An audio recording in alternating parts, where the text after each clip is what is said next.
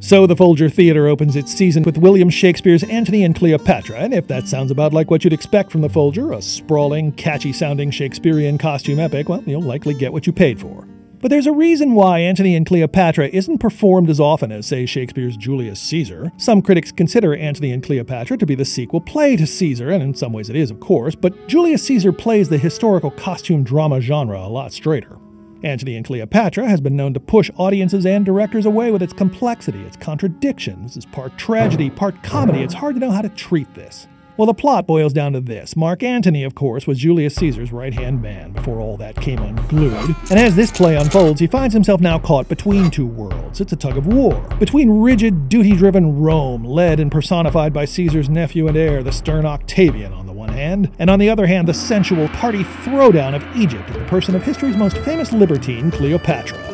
Antony knows what he should do. He wants to obey his daddy, but he's irresistibly drawn to this other woman, the love of his life, I guess, although the way she manipulates him, lies to him, teases him along, ultimately betrays him, she comes off less like a lover and more like mommy, a kind of abusive mommy.